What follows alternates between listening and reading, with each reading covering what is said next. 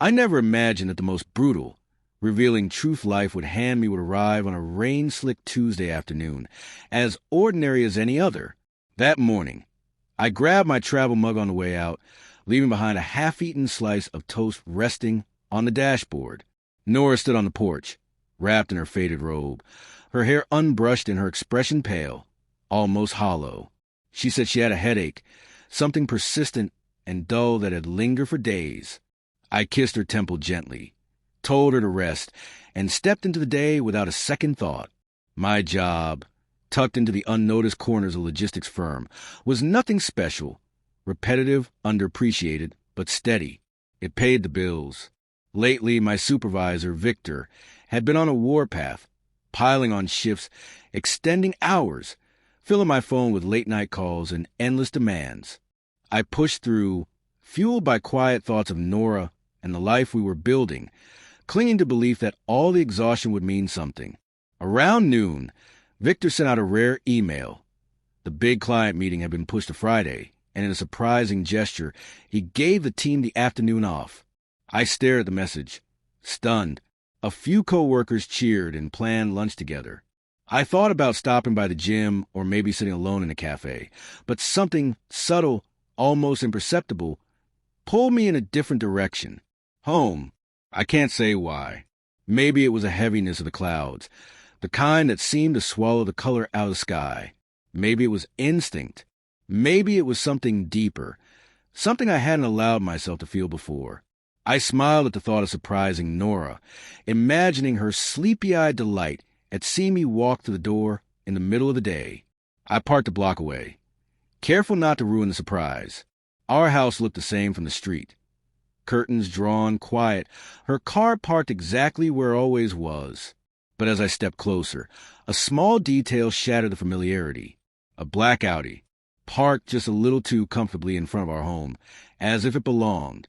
Sleek, expensive, familiar. Victor drove a black Audi. No, I told myself. No way. I tried to reason away. Maybe it belonged to a neighbor, maybe a friend had stopped by. But my heart was already beating faster, my palms damp and cold.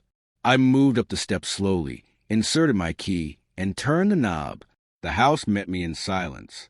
Not the peaceful kind, but a stillness that felt unnatural, like the air itself was waiting. Nora's shoes were scattered near the stairs. Odd. She always kept them tucked neatly away. My skin prickled. Then I heard it. Laughter. Muffled, low. A man's voice, deep and unmistakably familiar. Every step up the staircase felt like a lifetime. Halfway, I froze. A man's coat hung lazily over banister, sharp, tailored, not mine. My stomach twisted, tight and raw. I didn't knock. I didn't think. I opened the door. And there she was, Nora, entwined in our bed, our sheets wrapped around her body like they could hide the betrayal. Victor lay beside her, eyes wide, caught mid-breath. Her gasp was sharp, panicked, desperate. She grabbed at the blanket as if modesty mattered now. The moment scorched itself into my memory. Colors, shadows, the exact shade of the rain-drizzled window behind them. I couldn't move, couldn't scream. I just stood there, numb, suspended between disbelief and heartbreak.